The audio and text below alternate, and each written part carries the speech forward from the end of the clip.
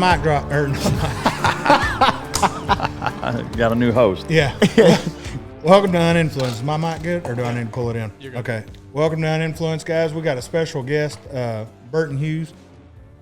Burton Hughes Official on Instagram. You guys like us to talk business and all that shit, so we're going to do that. But right now, y'all caught us in the middle of getting into motorcycles. Yeah. So we're going to get into that a little bit. The Scout Bobber brought up some topics of fucking motorcycles. Mm-hmm. Go ahead. I love motorcycles. Ever since I was young, like it's just in my blood. And it's weird because no one else in my family is like that. Yeah. Cars, motorcycles. They're like, who are you? Like, if I didn't look exactly like my dad, I'd be like the mailbox, the mailman's kid. Yeah. And they would call me hillbilly and all this kind of stuff, man. There's just something about a motorcycle. I must have watched them old movies like, I forget what it was, but those old motocross movies, man, I would watch it over and over and over again. I love mixing the two-stroke gas. There's just something about when the two-stroke fires up, that smell. Yeah. You know what I mean? Like, it's just in my blood. Yeah. When I see motorcycles, I can't help. It's like the little kid in me. I just got older. I haven't grown up. Yeah. Right. That's what we were talking about. He's got like all the bikes. Yeah. Well, I mean, to me, you brought up it's almost like split personalities, Yeah. and I can relate to that 100%. There's times where I want to go for a ride, but there's times where I only want to ride that, or I want to ride the Challenger or one of the sport bikes or whatever, and it's just like each of them has a different personality. Similarly with cars, sometimes you want to drive a sports car, sometimes you want to go off-roading in a truck, sometimes you want a casual, comfortable fucking, sedan ride or whatever. I mean, It just, it kind of depends on the mood, but I think motorcycles kind of amplify that a little bit, because it's so connected to image, really. I mean, at the risk of sounding like a vain asshole, it's just the way people are going to view you, like if I'm wearing this. Right. On that versus if I'm in a fucking leather jacket with a full face helmet on a crotch rocket, like those are two polar opposite ends of the spectrum of our society. Almost like a Superman outfit, like you become a different character. Totally different. Yeah, and the way that people view you, and even kind of your mentality and attitude. I mean, like on that, you can be kind of lazy. Yeah. Like you can just enjoy it. It's not super fast. But it's loud and it's really comfortable. It's probably the easiest motorcycle to ride that I have. The most mindless. There's really no technology in it. And it's just this like 360 feeling of just being free, and the wind's in your face. There's no fairing. I mean, like it's really there's raw. No windshield. There's nothing. Yeah, it's real raw that way. When you get on a fast sport bike, like you almost have to mentally prepare to get on it. It's almost like you're going back when I was in the SEAL teams, like going through a checklist of like parachuting. It's like, do I have this? Do I have that? Is this set up? It's like, because you're getting on there and you're going to be doing things that are not that you can't get killed on that, but it's just far more dangerous and accelerated on a sport bike. And so, it's like you want to make sure you have all your shit. And when you're riding it, you're so hyper focused on what you're doing and not so much the experience, at least for me, that, it totally changes the experience of riding, no doubt about it. But. That's refreshing here you say that, because these are the conversations that I have in my head when I'm driving my truck. And, like you said, you feel different. Yeah. I go by feeling everything, business, people that I meet, all those things. And like I said, when you start talking about cars, sometimes I just like to get in the car, man, and or the truck or whatever, like you say, you're talking about, and you just turn the music off, you roll the windows down, and you're driving, right? But your mind is somewhere else. And when I feel like, not too long ago, I was up in Durango, Colorado, and they've got just amazing views. And I was on like a Dakar 1000. I don't even know what it was. One of those I don't even know how big the gas tank was on it, but it's like those roads, the one that ride like Dakar or whatever that thing is. Couldn't even touch the ground, but man, I was driving in the mountains and my mind was somewhere else. And I think that's one of the most freeing things. And I know a lot of people think motorcycles are dangerous. Yes, they are. But when you're out in the open and you're able to take it all in, like I feel like it touches all of your senses. Mm-hmm. Like it's like almost like sensory overload. It's almost like you're watching a movie. Yeah. And you're right. When you're on this, you're probably not going to speed, man. You're probably just going to sit back and cruise, right? Yeah. But the thing is, every time I was on my crotch rockers, we were running from the police. Yeah. I mean, period. Yeah. You're shifting into third gear, you're over 100 miles an hour. Mm-hmm. And you don't even try. Yeah. But you can be 150 and then back to 80 just by that. Yeah. And it's just funny, man. But I like I said, just growing up, motorcycles, cars, anything racing, I was in BMX and all this kind of stuff. I just got older. I never grew up. It's cool to be around guys like you because you get it. Yeah. They can't have a conversation with people like that. They're like, cars is dumb. Like, that's dumb. Like, dude, why'd you spend all the money on that? I'm like, We just had I don't know. conversation before you were pulling up. I was recording a video for his new truck, and I looked at him and I said, there's probably out of both of us, there's only 3 things we have that actually put us in an age category. This truck you got, which is still a badass truck, our 2 Challengers, and then everything else they see us in, they're like, these motherfuckers either have a midlife crisis or they like to fucking party. Yeah. All of it. Yeah, all of it. We're just fucked up. If they put that fucking generator in the new Raptor, I would buy one. Oh, but, fuck yeah. To me, they're not going to, which to me is such a fumble on Ford's part, man. Well, you can always, but knowing you guys are aftermarket kings, I'm sure you'll fabricate something. Yeah. As almost guarantee you that. As tied into the electrical system as that is, I'm sure you could do it, but I don't know how. It's I'm just running a bunch of extension cords up there. You'll never know. It'll be a clean install. You pop the hood and it'll look like a fucking weed whacker and a fucking Ryobi battery plugged in. What's this? That's your hybrid system. Don't even worry about it. That's where all your torque's coming from. I'm just a little disheartened with Lamborghini, man. They're talking about going all electric. Yeah. Man, I'll talk about it later. You saw the Ultima, right? Release yesterday? Yeah, it's SJ. I got an Aventador S, right? Yeah. And I'm looking at all the boxes are checked on it. SVJ. I don't think a spoiler and the ALA system is worth like $300,000 more. No. I don't know if y'all have heard mine yet, but it literally sounds like a Formula One race car. I put wheels on it, lowered it, like it's the perfect car. Yeah. Like I'm sitting there thinking, like, man, everyone's like, well, what are you going to do next? I'm like, I don't really know what's next.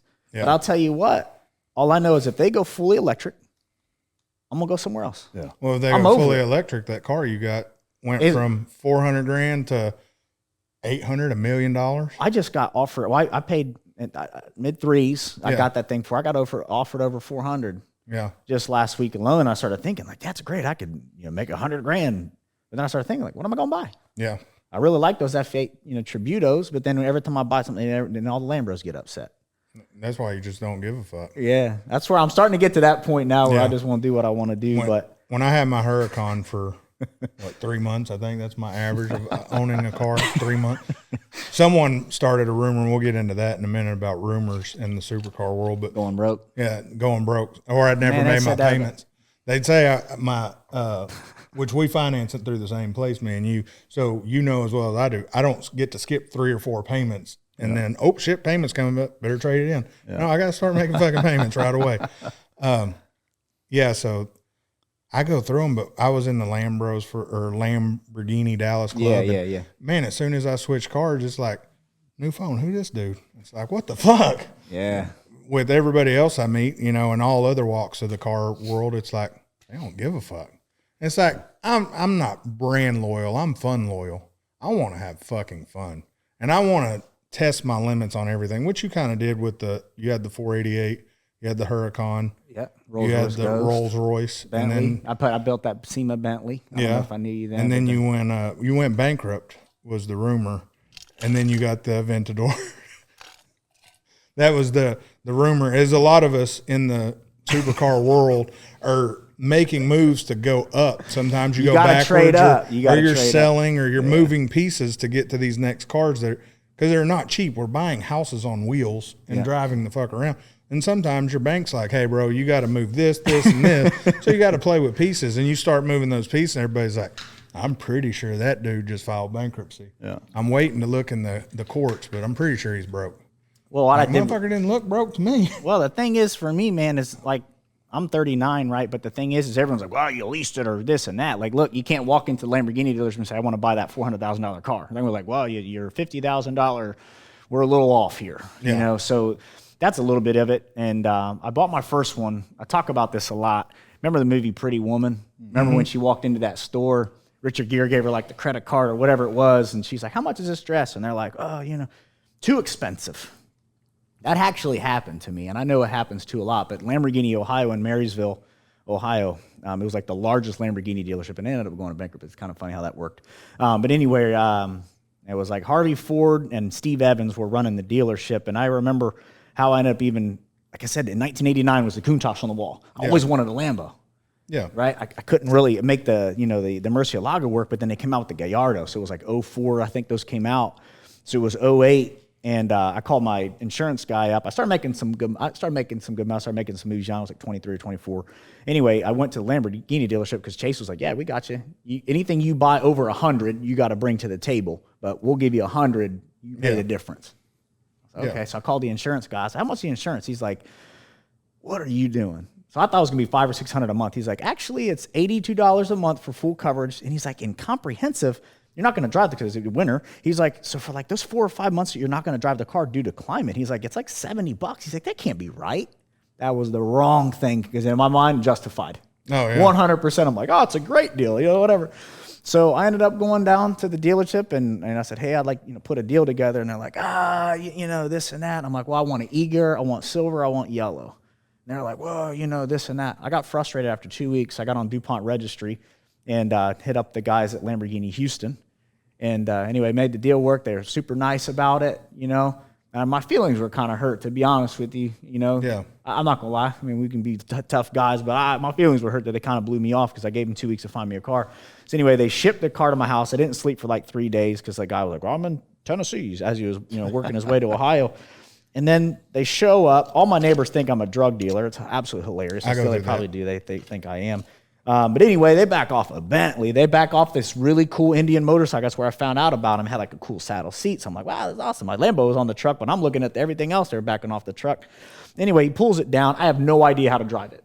Because the thing is like the Gallardo's like both paddles in's neutral. Yeah. Gas, you got to press the brake pedal, pull the paddle in, that's first gear, right? Yeah. No one knows that. Yeah. You're not going to, and by the way, that like R button over here is reverse. That's not race? No. But the thing is, if you don't know that, like you're going to get in the car and not have any idea what to do. Mm-hmm. So the guy was like, I don't know, man, that's your emergency brake. This is how you do it. I drove around the block a couple of times. It was fucking raining. And I drove it straight to the Lamborghini dealership because I wanted to feel, like I said, I felt like Julia Roberts in the movie, like, oh, too expensive. So anyway, I roll up in there. Guess what? They don't call me Burton anymore. They say, oh, Mr. Hughes, we're terribly sorry. Cool thing about that car is I actually ended up, they told me, the guys at Lamborghini Houston actually told me it was Allen Iverson straight in. Oh, that's bad. It was cool. And then the cool thing is I think it was Panasonic, whatever the head unit was, when you put the CD, it was back when you CDs, you put the CD in, it downloaded the CD. Mm-hmm. So like I had an amazing music collection because whatever he was listening to before, it was in there. Yeah, so that's some great beats. But yeah, that's where it all started. Back in 1989 was the Countach. My brother and I, we living in our single wide trailer in Darby-Dale, Ohio. We said one day we're going to have that. Yeah. My brother passed away 2 days before he turned 19, and I fulfilled that promise. I said I was going to have one, and I felt like I was doing it for both of us, right? Yeah. And the thing is all the people telling me I have a little dick and I've got, compensating when I got the car. They didn't realize that no matter what they said to me, there was a real purpose behind the car. And in everything that I do, I'm very intentional. Yeah. So the cars, I think, is a reflection of who you are, but the childhood dream, the dreamer, I never gave up on the dream. I made it happen. Yeah. And even when people tell me, like, oh, it's not for you, this and that, man, I just always knew and I always thought different. I just see what I want. I reverse engineer what I got to do to get there. Yep. So I think it's a blend of probably, like I said, growing up in a trailer, I had a lot of time, not a lot to do, not a lot of supervised, parental supervision. So I think I have a good blend of street smart, book smart. Somewhere along the way, I started figuring out how to read, and then common sense. And I think more than anything that's made me successful and on my path, I'm nowhere near where I want to be, but I think uncommon sense, I think, is a really cool thing that I've gathered along the way. Because when everyone tells you can't do something, I'm petty. Yeah. So like, I go after it. Yeah. We talk about that a lot. Till you surround yourself with people that push you to do good, not, oh, dude, you're fucking up. There's a lot of memes going around now. I started a new job and there's 2,000 likes. Yeah. I started a new business, 1 like and 2 comments, and it's like the comments are, you fucked up, why are you going to do? But then you get around people like Mike's big at pushing me and I'm big at pushing Mike. Mm-hmm. That helps me. But forever I had those people, dude, you're fucking up. And when I hear that, I'm like, bitch, hang on. And I still to this day, I don't dress up. When I'm buying a car, I'm in Dickie shorts, usually a T-shirt I either got for free or was cheap. And I don't give a fuck, but I wear a nice watch. I normally don't have expensive shoes on. I go in, oh, you can't afford this. Okay, bitch, hang on. And I usually try to buy just from that motherfucker just to prove, bitch, hold on, watch this motherfucker. Yeah. And then go over there or find the next dude. But yeah, there's always those people that are pulling you back, you know, instead of pushing you. And it's every day. It is, you know, and the thing is, it wasn't until, honestly, I moved here to Dallas 3 years ago. And I just feel like, and I'm in masterminds now. I'm paying, you know, you pay for proximity. And unfortunately, growing up, I didn't have a lot of the positive role models. Yeah. You know, so I literally had to find it. You know, I don't want to say crabs in a bucket because you don't want to slam like you're growing. I'm very grateful for how I grew up because it gave me perspective. But whenever I was like, I got this great business idea, it's always like maybe your mom or your parents or the people closest to you, they're like, oh, baby, you know, just, you know, play it safe. I don't want to see you hurt. They're doing it out of love, but they don't realize that they're demoralizing you. Yeah. So I stopped. But then what happens when you start getting a little bit of success and you step up just a little bit, and no one prepared me for this, and this is where if I could go back and talk to myself, I talk to myself a lot, but you know what I mean? Yeah. Full-blown board conversations, you know what Yeah. I mean? Like, you know, but anyway, you know, you start thinking about it, you know, you stop getting invited to the cookouts. Yeah. You stop getting tagged in Facebook. Because once you start elevating a little bit, then everyone's like, oh, he thinks he's sweet. He's too good. And that really hurt me. And in 2012, I actually let it get to me because, you know, I was on a nice fast track, but man, I let it pull me down. Mm-hmm. I did. And the thing was I was thinking, man, I'm going too fast. Everyone's like, oh, you're going too fast. You're blah, blah, blah. No, like, you know. Yeah. I'm always taking risks, but they were calculated. But the thing is, when you start doing things a little bit different, it makes everyone uncomfortable. Mm-hmm. You know? That's the biggest thing. So you know, if there's people that are like listening right now and you're taking some chances and you know what's good for you and you want to step outside the box. See, the thing is I heard this not too long ago. A salary is the drug that they give you so that you give up on your dreams. Mm-hmm. You know, a lot of times growing up like, oh man, it's square, you get benefits and all this kind of stuff. But yeah, but you are living in a cubicle. Yeah. I was listening to two guys at my daughter's gymnastics class the other day, and they were like, oh man, with COVID, these are the restrictions. And then, but it was so negative, the conversation, but they didn't even know it was negative. They were just talking about like all the stuff and the hoops that they got to jump through, and they got to talk to this guy, and they got to be nice to this guy because that's who's determining their, you know, like their promotions and all this stuff. I mean, I'm sitting there like, my God, guys, like, why don't you just cut the safety net, right? Mm-hmm. And grow and just see what your life could be. I know I'm off on a tangent, but no, I mean, but you know what I'm saying? Yeah. And you guys get it. You guys are way further ahead than I am. I feel like I'm just starting to get good. I'm not even good yet. I'm just starting to find my way. Yeah. And I feel like in Dallas, when I came here 3 years ago, my eyes were open. I feel like I was able to see because once you get away from where you grew up and you get around that, you then get to choose who's around you. Yeah. And I knew one person when I came to Dallas. So therefore I could choose. And that's why networking was, you know, cars and networking. That's how I started meeting people. Mm-hmm. And if you're around cool cars and stuff like that, chances are they're business owners and people like you that got motorcycles. Next thing you know, you end up doing business together and then meeting new friends, and you surround yourself with the people that you should be around, not just hanging around the people that you grew up with just because you've known them your whole life and that's just what you do. Yeah. You know, I feel like a lot of people get caught up in that. 100%. Yeah. I mean, it's interesting that little bit of elevation that you get. I know, you know, there's been elements of my experience that's similar that way where, you know, as soon as there starts to be something, then there's that paradigm shift, and it goes from people that doubted you or, you know, didn't believe in you or told you were making a mistake, and that turns into, man, I'm so proud of you, you know, whatever, and then it gets even further, and then people despise you for it.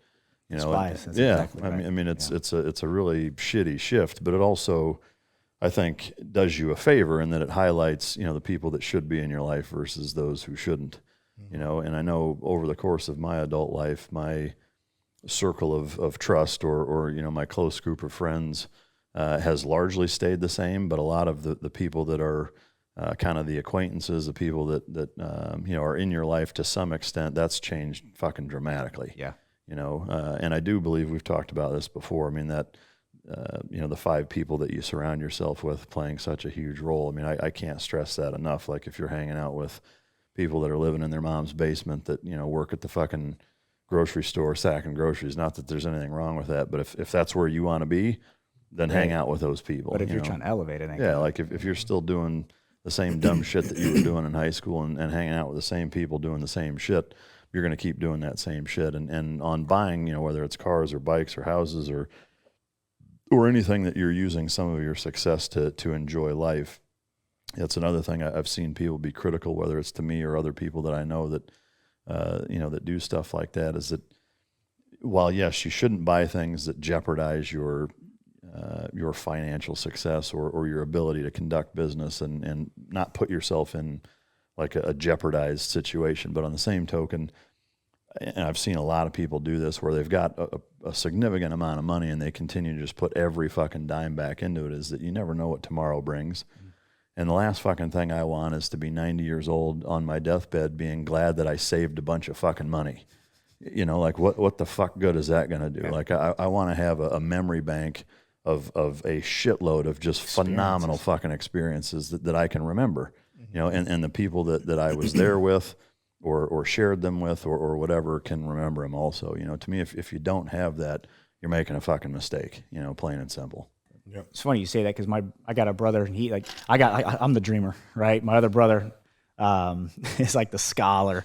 Another brother's like the brawler. And I call him the good son, Dan, my brother Dan. Like he's done everything right. Mm-hmm. And he does the Dave Ramsey, like I'm talking like it's painful. Put the $20 in the envelope. I mean, you know, I mean, it's crazy to me. And I start thinking, I'm like, damn, like instead of thinking about producing, he's thinking about saving. Yeah. Not saying you don't want to save. I'm just saying like everyone's focusing on like, well, we got to save this and that. Like that switch is, man, if you're saving pennies, like it's still pennies. Yeah. So my thing is, what can I do to earn more? What can I do to generate? So I started thinking about getting on offense. And it wasn't until I started reading books, because they don't teach this in school. Yeah. This is, I mean, my high school class, we started like 635, right? Columbus West High School. We graduated 152. Yeah. Our first freshman year, I think we had 42 girls get pregnant.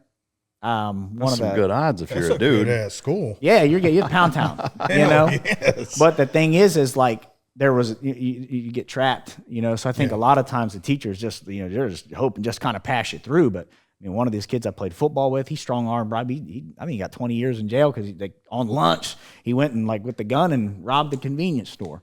One of our other buddies, David Akins, I played football with, he was murdered in high school. He would have been a great football player. And another kid, I won't say his name, but he's doing life in prison right now. He had a full ride scholarship to Ohio State University, which that's a ticket to the NFL. Yeah. He raped and murdered some girl, you know, over the summer, and he was the class clown. You know, so like I can keep going and going, but that's really where I was. Yeah. You know, so for me, I think my dreamer mentality is I always was thinking positive. Like even all this shit was going on around me, I had an overall happy disposition, which is crazy. I think that's one of my gifts. But instead of sitting around and playing victim and oh, you know, this and that, I always was thinking like, all right, there's something better for me. I didn't know what it was. I needed to find the right vehicle. And I don't mean car. I mean, I need to find the right thing to elevate where I was. Mm-hmm. I knew it was real estate and stuff like that. So I just kept reaching and asking and trying to, you know, be around people. My parents were in Amway, right? I mean, it was go show the plan. Like, I love it. But they would take me to some of the events and I'd listen to the speakers. I think when other kids were screwing off, rolling their eyes, I was eating it up. Yeah, because they have some good points, but you know what it is. There's MLM, but the thing is weird. For sure. So I'm reading Robert Kiyosaki, Rich Dad, Poor Dad, and 15 years old, the best first book I've ever read. And I think if anyone's, you know, going in this, How to Win Friends and Influence People.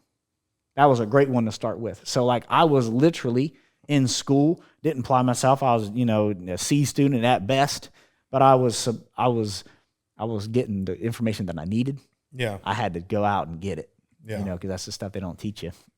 But I was always big, and I still kind of am. I'll put myself, in order to push myself a little further, because like I said, I'm surrounded by people I trust to push me. Yeah. My wife being one, Mike being one, and, you know, I got brother that pushes me well, and all the people that watch us want to push us. But sometimes you get to that comfortable stage to where I want to make myself uncomfortably comfortable, if that makes sense, to where it's like, fuck, shit's just going too decent right now. Gotta switch How can I fuck myself over a little bit to push me? And almost every businessman knows what I'm talking about, where you're sitting there and it's like, fuck, you know, I really want to make a move and do something different.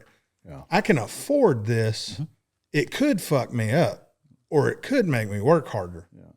Let's see what happens. Yeah, you didn't even have to think about it. No. The decision was already made. Yeah. I mean, it's human nature to not leave well enough alone. Oh yeah. And human beings are meant to struggle. Like if there isn't some struggle, I mean, you see it in our society. Yeah. And that our collective society over the last half century has been too comfortable for too long, where now we're inventing shit to be pissed off about. Yeah. Yeah. You know, Absolutely. You know, so like if you compare our society to third world societies, we were talking, you know, before we started about white privilege and you know, people assuming things about other people, and you know, the fact is that there are places all over the world that make being born here under any circumstance a winning fucking lottery ticket. Right. Mm-hmm. And a lot of those people come here and make something of themselves, you know, start companies and create multi-million-dollar generational wealth being born in a fucking cardboard box somewhere in Indonesia. They have the perspective. Yeah, because they don't let their environment or their situation keep them from the opportunity that's provided them, you know, and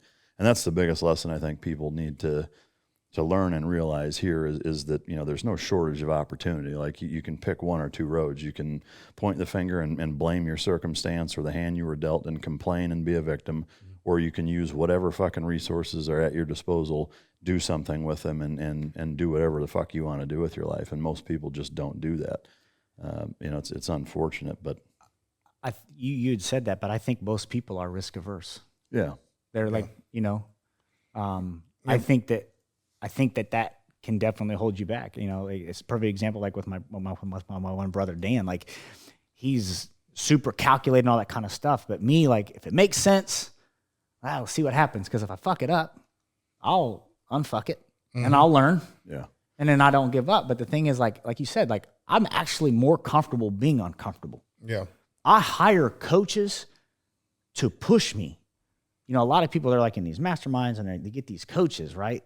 And then they just want someone to tell them like what they already know, or like reaffirm like, yeah, you're making good choices. No, I want someone to tell me like, hey, you're really messing up. This is where you're falling short, because everyone else around is like, man, you're killing it. How's it that I wake up every day and I feel like my back's against the wall? Mm-hmm. Kurt Lonnington called me up it was a few months back, dude. His company's going to do 140, 150 million this year. He's from South Africa, so that's a perfect example that someone that came over from one of the most violent places in the world. He calls me up, and when he calls you, you're going to take that call. Yeah. And he was like, you ever feel like you're behind? And I'm like, yeah, every day. And then we started having this conversation that was pretty real. But it's what I'm finding is with a lot of these high-level entrepreneurs and like dudes that are like kind of self-made, and we all think kind of the same. Mm-hmm. I think it'd be kind of interesting like if we all die and like we donate our brains and they'd be like, oh, there it is right there. That's it. That's the difference. Yeah. Because the conversations that you have when you're around certain people, it's synergistic. You start buzzing because you're like, man, I'm not that weird after all. There's other people like me. You kind of find your tribe. But the thing is, when you start spouting off stuff like this around people that, you know, you grew up with or that you're around, they're not thinking like you, they're going to think you're an alien. See, the thing is, I was always uncomfortable because I was always different. Yeah. People would always take shots at that. And it wasn't until I really started getting around these groups where they really, man, I think that's great. I think that here's what you could do. And you learn from other people's mistakes. And in me, I'm always reaching up. So if I can learn from what they did wrong, that's kind of where I feel like like I said, I just wrote this book.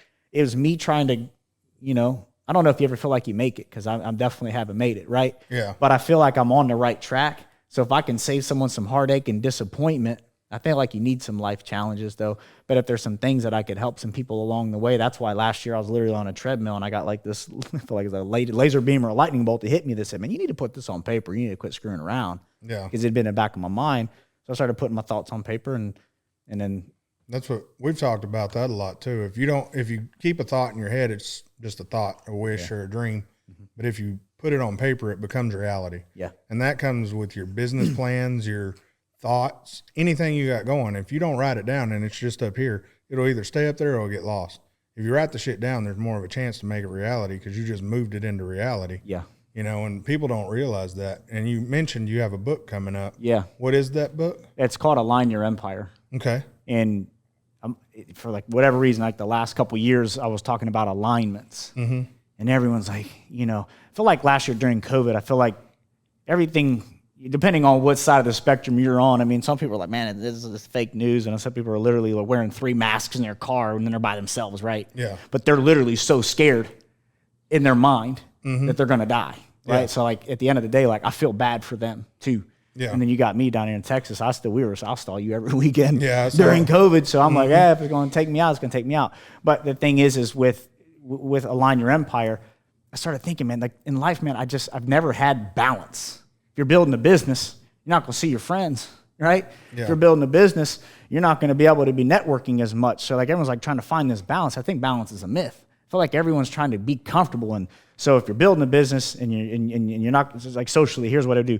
My business would be going great and I'd lose all my friends or I'd lose my girlfriend. I'd be like, damn. So then I would go back over here and get a girlfriend, start dating, and then my money would fail. Yeah. Me trying to find balance. So you're not going to balance that. It's just never going to balance. However, what I started doing is if I can get everything aligned, so I identified 6 key areas in my life that if I get and point them in the right direction, synergistically, they all work together. So a perfect example of 3 years ago, I moved here. I knew I was going to buckle down. I left my family in Florida for a couple months because I needed to focus on building my business.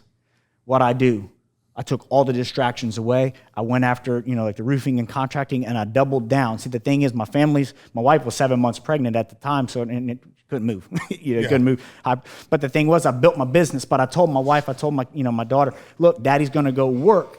This is what I've got to do because in a couple months, I'm going to bring you out here, and then we'll be set. So what I did is I got them bought in. I got them pointed in the right direction. So instead of them being like, Dad always leaves and all this kind of stuff, no, I got them bought in. Dad's building his business, and we're going to, this is the payoff. Mm-hmm. You know what I mean? Yeah. So those things are aligned. They're pointed in the right direction. So now the people that would typically complain because they're not seeing you are now on your team like, yeah, man, build it, get it. Or your friends like, look, I'm going to be MIA for 30 days. So when we get back, let's do something fun. I'm working on this. Now the people that would complain that they didn't see you are now rooting for you. Yeah. So I feel like you just get everything pointed in the right direction. So that's what I did. So I focused on mindset. You got to have mindset. Faith. You got to have faith, right? If it's spiritual or even self-development, kind of in there both, right? Mm-hmm. And then you got your family. I think your family's kind of your rock. And then you got your finances. And then you got your network. And so basically there's 6 areas. So once you get them pointed in the right direction, that's when I felt like I was free and unencumbered. And the reason I could speak on it, the reason I felt like I could write a book on it, like with fitness or whatever, is that I've done well in all of those things. Yeah. I've crashed and burned in all those things. But I feel like I figured it's not a revolutionary way. I think of myself as like a CRO, like a chief reminding officer. But I think the way that I packaged it and the perspective and the ways I've gone about it, I think is going to be special. And I know it's going to be special. Well, we're a lot of business people, and we've talked about this, and this is something our listeners and fans and all that like to hear. In business, you always see the successful people, and they never really talk about their failures. And there's talk about the failures. And there's anomalies where they did start and they were fucking great right away. And those are few and far between. But almost every one of us that are doing somewhat decent or really well, we fucked up. And not just once, maybe twice. We fucked up somewhere. Yeah. Or we got fucked over somewhere. Yeah. What did we do with that? We didn't give up, go get in a hole. We figured it out. And kind of what you're saying, you realign and you put yourself with different people and you fix it. I took this left in this business venture. I ain't doing that shit again. No. That was a fuck up. And then you fix it, and you may be down the road in your second business and I got here. Oh shit, I'm gonna go left. And then you fuck up again. But the only thing to do is sit there and fix it or know, like you keep saying, align yourself with people. But you got to watch those people. I do want to bring this up. The people that pretend to be your friend when they're just trying to grasp your coattails and not work for it, not learn from you, but say, bro, let me get that steak you just bought. And you're picking up their dinners and all this, and they're just riding coattails, trying to get your success and eat off of you instead of pushing you forward and learning and making their own success.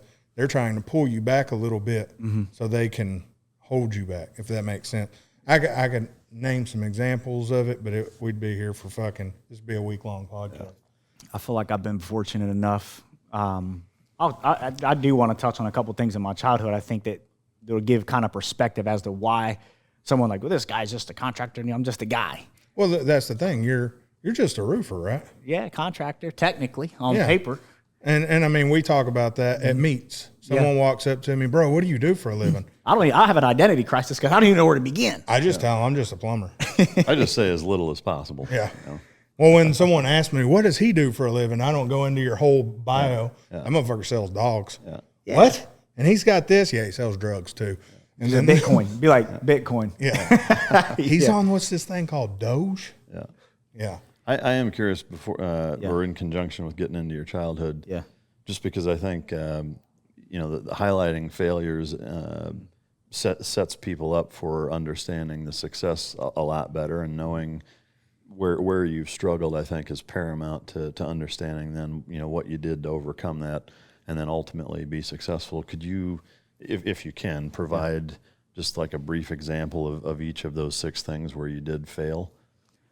Perfect. Mindset. Let's start there. I'm going to go off. I might black out because I got a lot to say. But mindset. I had to learn pretty quickly that your mindset dictates everything. So there's no hierarchy. I didn't put like number 1, step 1, 2, 3, 4, 5. I didn't do that. I just wrote on the area. So mindset was huge because mindset's key. Mindset determines whether you're going to go right or left. You're going to have a positive, overall. So the way I grew up, I'll touch on that, is I had a scarcity mindset. The walls that I built up around my life kept me closed off, right? Kept everyone out. But at the same time, those same walls that I built around my life kept the blessings from coming towards me. Mm-hmm. So I think that gives you a little bit of perspective. And the mindset thing is I had to reach up. I was constantly reaching up. So, mindset-wise, I think I was just blissfully unaware of my circumstances. I didn't know we were poor. I didn't know that the way we lived wasn't the way it was. So, I'll just give you just a kind of an example here.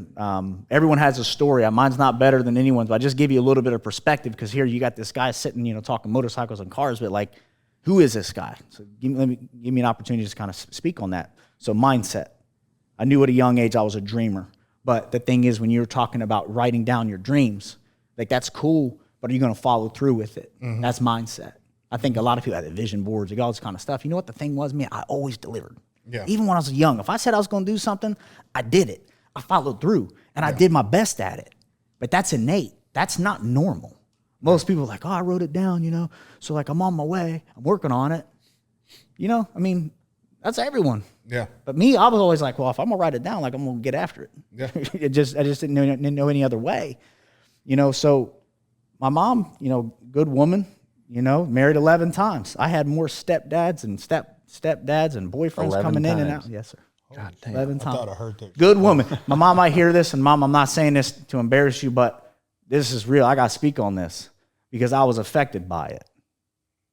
We grew up, we had a single wide trailer. It was clean. It was nice. I think it was lot 216 in Darbydale, Ohio. And I didn't know that wasn't cool. I didn't know that, I just didn't know, man. I was blissfully unaware, Mm-hmm. And then, my parents, I think, were divorced where I turned 1, so my dad had, a house in Columbus, and then I was going back and forth. And so we finally, my mom got a new job, and we moved to the city. It's like, wow, we're going to be in a house, 3-bedroom house. What happens is we moved in the west side of Columbus, and it wasn't the best place to be. And I had an older brother, John, that lived with us. I have all half-brothers. I got 4 half-brothers, a stepsister, and a half-sister. And, when we lived there, my older brother, John, the same one that I was talking about with the Countach picture on the wall. Mm-hmm. So we didn't have a lot growing up. So my brother thought it'd be a good idea to get around the wrong people, start selling drugs. Yeah. So he started selling cocaine out of the house. So my mom worked 3 jobs. She worked at Mid-City Electric from 7 a.m. to 3 or 4 p.m. And then she worked at this Herbert's Market, which would be 5 to 9 p.m. Right. And then from 9:30, she tended bar at this place called AJ's in Columbus from 9:30 to 2:30 or 3 in the morning. So needless to say, there was no adult supervision. Now, she didn't do all 3 of those jobs. I think she did all 3 of them 3 days a week because it was a Thursday, Friday, Saturday. She tended bar. But the thing was I was home a lot, and it was just my brother. So my brother that was supposed to be babysitting me, slinging 8 balls. I knew how to cut up an 8 ball. I knew I'm 10, 9, 10. Yeah. Right? I got a younger sister, So just to give you an idea, I had so much worry and stress in my life that I had ulcers. I had to take Acifex as a young age because I was literally hemorrhaging and throwing up blood because of stress. And again, it's not like a story to boo-hoo me, just to give you a little bit of perspective. Yeah. And I'm good in sales now. I talk about this. My father was in Vietnam, probably has PTSD and all this bipolar. I think he's undiagnosed bipolar. He's a great guy, but heavy-handed dad, mean. So that's why I'm a great dad now because I know how not to be a dad. Yeah. Yeah. So my dad, I would hear his diesel truck come up the driveway, just trying to give you a little bit of perspective. So hear me out. Oh, my dad, I would hear my dad, think middle school. I hear my dad's truck pull into the driveway. I'd hear the diesel. Instead of being like, oh my God, my dad's almost super excited. I'm like, fuck, who's walking through the door? Because he's either going to be amazing or he's going to be like evil and mad and take it out on his kids because he's frustrated in life because maybe he thought, maybe he turned left when he should have turned right. Mm-hmm. You never know. Yeah. You never know. And I know he went to war, and I know all that kind of stuff. A lot of bad things happened to him, but, it is what it is. But it allowed me, and this is the lesson that I took from that, I needed to size up real quickly who was going to walk through the door. Yeah. So empathy. I had empathy. So who's going to walk through the door? Is it going to be the evil dad or is it going to be the nice dad? I needed to look at body. I needed to look at his mannerisms, his face. And this was all within like 5 or 6 seconds. You get out of the truck and you walk inside. I'm watching. How's he going to be? Mm-hmm. Because if I see the look on his face, whatever it was, I'm fucking out of there. Yeah. Right? Or is my chores done? I was literally living in a state of fear because I would rather someone just be mean to me all the time because then I can compartmentalize that and just deal with it, right? Yeah. But this was rough. So it made me great in sales. So now I use those same perception, the perspective and perceptions of people because it now allows me to size up where am I at. And if I'm in a sales situation or I'm just meeting people, I'm very perceptive of the empathy. Yeah. So that things like that, it just allows me to just kind of sharpen my axe. So those are lessons that I took. How is your relationship with him now? The funny thing is it's on the surface, and I'm going to tell another story that kind of goes back on that because I had to do a lot of unpacking when I wrote this book. I would say my relationship with my dad is I talk to him every few months, and it's on the surface. Hey, how you doing? Great. How do you feel about him? Do you still feel that same way you did as a kid? I'm not afraid of him anymore. But do you hate him? There was a time that I did. It wasn't until I started having kids and it gave me perspective. I don't have daddy issues, but at the same time, there's a lot of violence growing up. So I know he told me when I'm getting ready to tell him, we'll go into this other little story. He told me, he's like, things were different then. That was his way of apologizing to me with the heavy hand. And I saw him, hitting people. But at the end of the day, my perception is I'm a better dad because I know how not to be a father. So my kids will never be afraid of me. Yeah. Right? I don't hit my kids. I don't even paddle them. But my relationship with my dad is not one that he's not like, hey, I'm really proud of you. Man, you're doing so good. I know I'll never get that. And I'm okay with that. So I don't know. Does he have any interaction with your kids? No, not really. When they come in town, he's, sweet and loving, but no, not really. All of last year with COVID, you didn't really see anybody, We live in Texas, so they're in the Midwest. And again, if my dad's listening, it's sorry, man, but this is just what it is, Dad. I apologize. I got to speak on it because I feel like it gives perspective. So my brother was dealing drugs out of the house, and I'll come back to your question because I feel like if I answer this, then it'll make sense. So one night, my mom's laying on the couch, and it's 6:30. I think it was in the wintertime because it was dark outside because of daylight savings.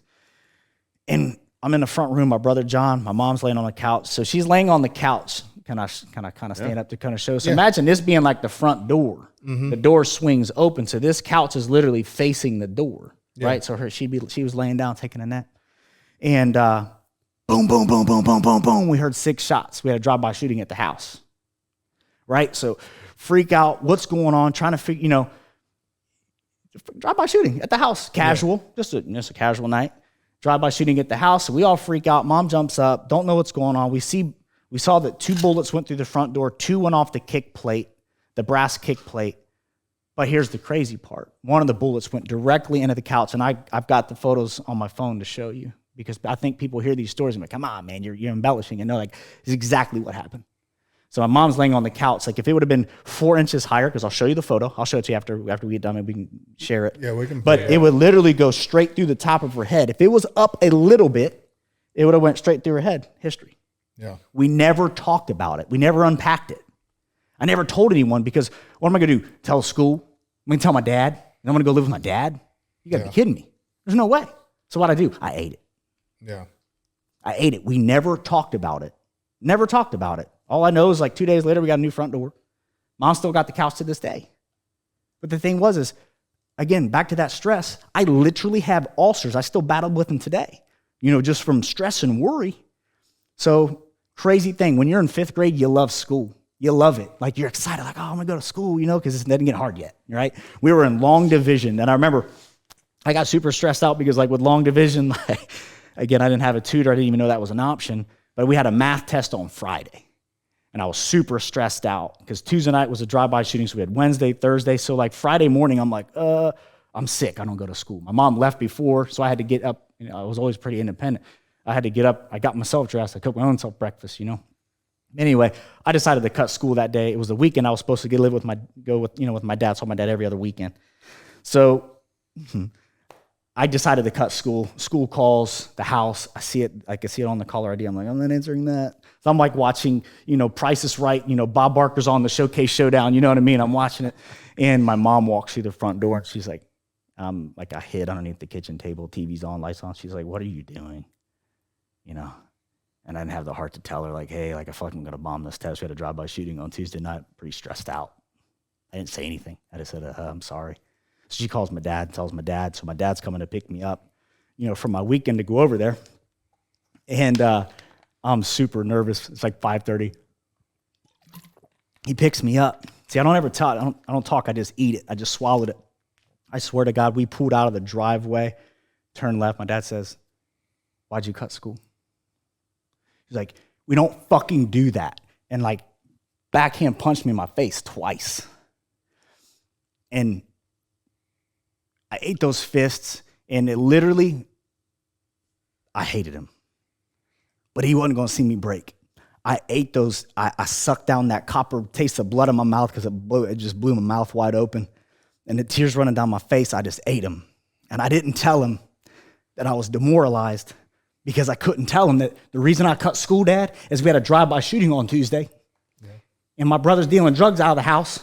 My mom's got boyfriends and all this shit coming through the house. I got a young sister that's being molested by my mom's boyfriends. I got all this. I'm trying to unpack it. I'm in 5th grade, but I'm still the happiest, smiling kid in school. Like, nothing's wrong. I never told him. I ate it. And I swallowed those fists, and I swallowed it for 25 years. And the thing is I'm getting mad right now because I'm kind of channeling back to that. But I never told him. So you're asking me how I feel about him? I feel like maybe if he would have known. But at the same time, if I would have told, what would have happened? I probably would have been taken from my mom. I didn't want anyone to get in trouble. I was always thinking, like, not about me. I'm thinking, how can I mitigate damage? Because if I don't say anything, then everyone's going to be like, no one's going to get in trouble. Because I always lived in this like constant fear of like, I'm going to be in trouble or someone's going to be in trouble. Like, that's just how I lived. So last year, year and a half, I started unpacking this stuff because I knew I was going to write the book. So anyway, I wrote down this thing, and I felt like I needed to tell my dad. So I go home, like on a holiday, and my dad's like, I'm like, hey, look at this photo of this. There's a bullet hole in this couch. He's like, Jesus, right? My other brother's like, whoa, that's crazy. And my dad's like, you all right? I think we need to talk. I'm like, yeah, I think we definitely need to talk. And I told him that story. And I was like, I don't think I cried, but probably my lip quivered, You know what he said to me? He got in my face and said, you want to hit me? He was like, it was your fault. Even 25 years later, it was your fault. I didn't know. So the thing is like, I love my dad, but that's not good, So I take these little stories, and I'll show you the photo. My kids will never feel that. They will always feel supported. Did you tell him why you didn't tell him? Yeah, I told him it. Yeah, actually, that's why he said it was my fault, because he didn't know. I told him because I didn't want anyone to get in trouble. Yeah, and he still was like, he didn't battle down. He just said it was your fault. I didn't know. Yeah, and he said times are different. I'm not saying this. I know everyone's got stories, and this is just like one. I don't like this, like, oh, man, it's really tough. Like, no, it just gives you perspective. So coming back to that privilege thing. Yeah. There was no privilege. People hear like these rap songs and drive-by shootings, like, I've lived it. Yeah. 2 years later, my brother, I come home on a school, September 30th, 1994. My brother was killed in a drug deal gone wrong, shot in his temple, dead in his apartment. Like, that's real life. Yeah. I'm 7th grade. Yep. So my thing is like giving you perspective. So you see this guy sitting here talking. So, you know, you see the guy's like, oh, you know, you don't know that I'm walking around with all that. Yeah. You know, the funny thing is we didn't have a lot of money, so we had to clean the apartment. My older brother, Dan, had to literally clean blood off the floor in that kitchen because we had to turn the apartment because the landlord's upset because they have to release it. Release it. You know? So we packed all my brother's stuff. We moved into the garage. I could still smell his cologne. Never had anyone to talk. No one was like, hey, I think we need to like have someone talk. Like, nah. I never missed it. Some day my brother died. My dad's like, you're still going to football practice. I found out my brother's dead at like 2:30. I'm at football practice at 5:30. My dad's like, you're still going to practice. I'm glad he did that. But at least someone should have been like, you all right? You good? No, I was the starting running back for the football team, and I had to fucking perform because I didn't have time to get in my feelings. Next day I had a football game. I think I scored 3 touchdowns because I was killing it. Yeah. Most people don't operate like that. Me, I found a way of, I got a job I got to get done. I don't have time. I can deal with this later. But the thing is like over time, you keep burying stuff. I feel like a lot of people do that, and you don't unpack it. And it almost took me out in 2012. I ended up eating 29 Ativan because I wanted to take my life. I was in a coma for 5 days, and I lived.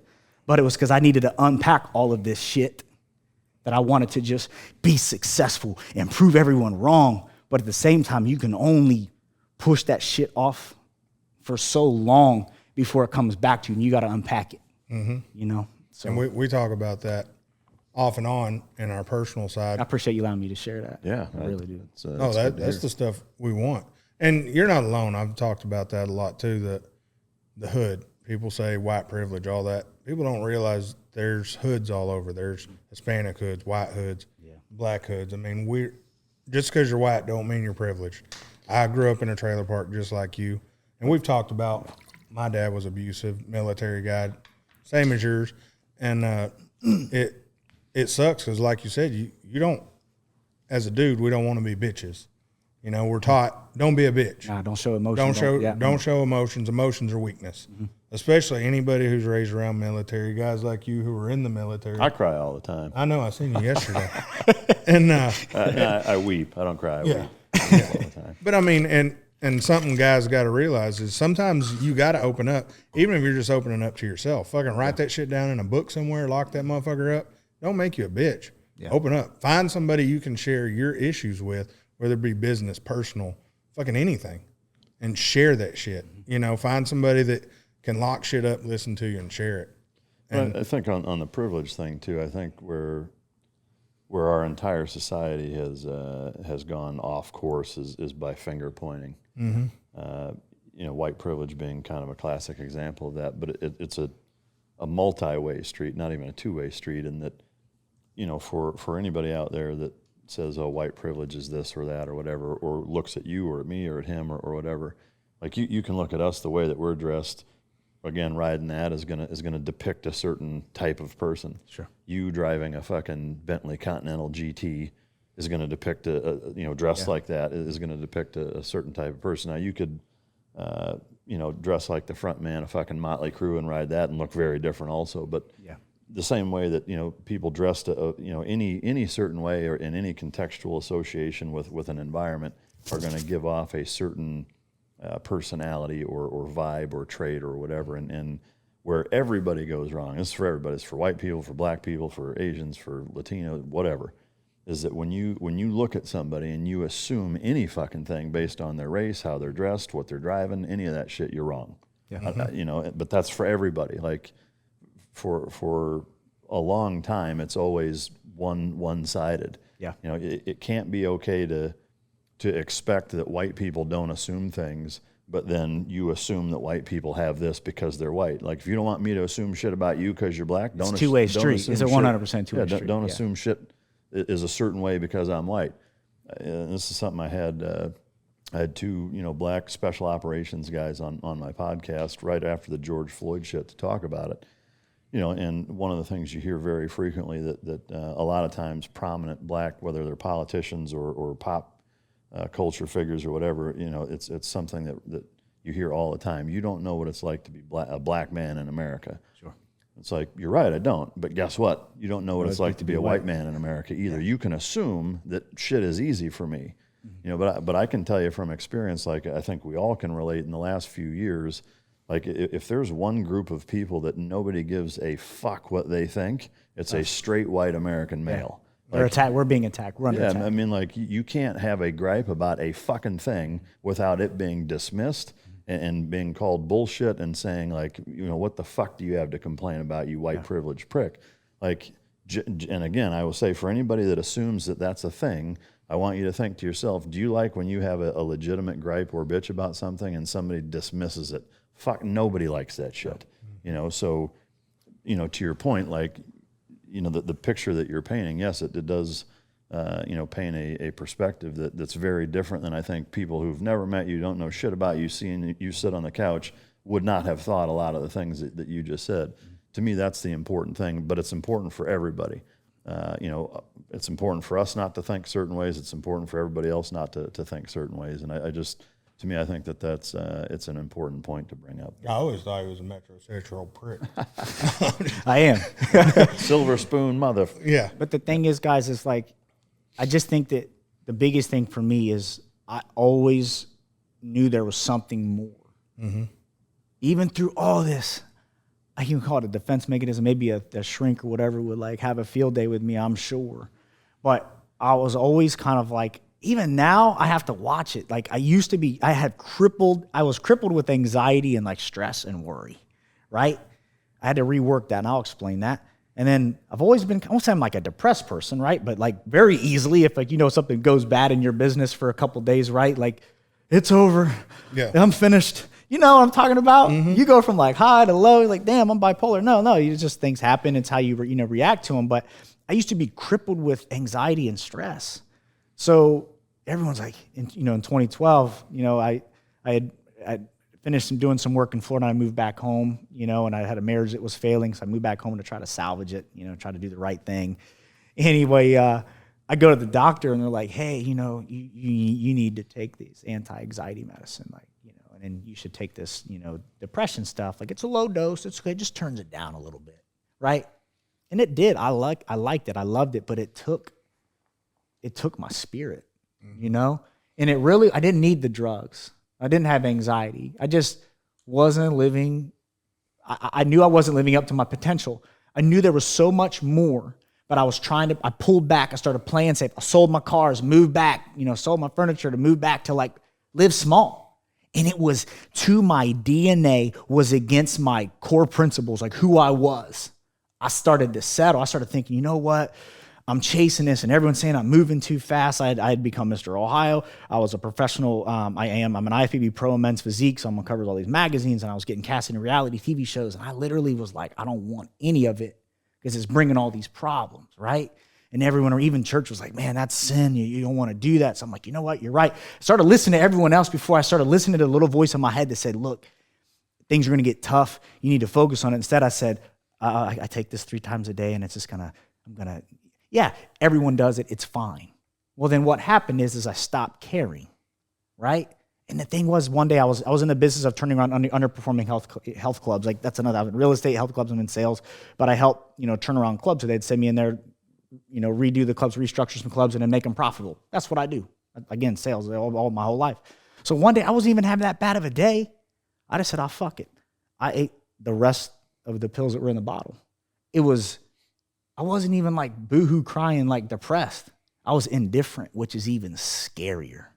I got to the point where I'm like, fuck it. That's literally exactly what I said to myself. I just, down the hatch, I ate 29 Ativan. 8 will kill you. 8, if it doesn't kill you, you're like a vegetable the rest of your life. I ate 29, blacked out. I woke up 5 days later in a coma. And no permanent brain damage, nothing. Like, I had a little bit of short term where like I'd be looking dead at you and I wouldn't know your name. I'm like, hey man, how you doing? Yeah. I play it off. Hey buddy, what's going on? I'm that way now without the Ativan. Yeah. So. Yeah. But the thing is what I'm telling you is I started trying to pull back and live small. And the anxiety and the stress that I was experiencing is that to my DNA, I wasn't doing what I was supposed to be doing, and I knew it. Everyone around me was like, man, this is great. You know, just simplify. And like, I was trying to find balance. Everything that I said didn't exist. Everything that I swore I wasn't, I was trying to put myself in a box. I've always been different. I've always done things differently, uncommon, whatever it was. Like, I'm not saying I don't know. I guess the thing is I just tried to pull back and do all this stuff, and it's in my DNA. It went against me, and it almost took me out, almost cost me my life. Yeah. But in 2012, I said, never again am I going to, I'm not taking any drugs. I'm not taking any anxiety. When I started doing everything I possibly can, so this is how I got rid of the anxiety and the stress. I do everything I possibly can that day, and I tell everyone that's in my life that I love them and I care about them and I appreciate them. I get all the work that I possibly can get done that day. I go to the gym twice a day. I wake up in the morning. I have breakfast with my kids. I have, dinner with my kids almost every night. I do all of these things. That's part of what I wrote about in Align Your Empire, is having your non-negotiables. Once I started living for me and owning it, that you can't pour from an empty cup, you can't do it. Yeah. I kept putting everybody ahead of me and taking everyone's bullshit advice, because everyone that was giving me advice haven't done shit in their life. How am I going to tell you, take advice from you? Like, you don't want to start your own business. Oh, okay. Oh, that's right. You work for someone else. So why in the hell would I listen to it? But I did. Yeah. I listened to the pastor that's on a salary, and he's like, man, you're going against God. Like, God, I was a professional fitness model. I'm on covers of all these magazines. I'm on covers of hundreds of romance novels now to this day. My boys laugh, because it's funny. But that's good mailbox money. It allows me to, it's not a ton of money, but it's enough and it's cool. So the thing is everyone's telling me that's wrong and all this. But they're not doing it. I just took a way to get in shape. I'll talk about how I got in shape. I just wanted to get in shape because I didn't have any confidence. Of course I didn't have confidence the way I grew up. I needed to get it. So when I started just owning my shit and started getting in alignment with what I self and my core values, anxiety was gone. The depression, sometimes I still battle with. I think I'm more of a high functioning depressive person. And what I want to speak on real quick, if you don't mind, I know I'm on a rant, brother, is depression is not the Eeyore that you watched when you're a little kid, oh, you remember that cartoon? What was that cartoon or whatever? Winnie the Pooh. Winnie the Pooh. Eeyore's oh my God, he was depressed. But I was always the high functioning depressive person. We don't talk about that. Yeah, it's not cool to talk about. But the thing is in my life, I was always thinking I always had suicide in the back of my head all the time. I was taking out a life insurance policy on myself because when I was 21, I took out a life insurance policy on myself. I made my mom the beneficiary. And I was going to wait the 2 years of season. I got in my car, and I turned the car on, and I hooked up I turned the car off. But I literally thought that that's what I was going to do, and then my mom would be taken care of, and she didn't have to work anymore, have to work all these jobs anymore, and she'd be taken care of. In my mind, I'm that's a valid solution, right? Now, how do you get to that? That's long-term thinking. That's not oh, I feel bad today, I'm going to shoot myself.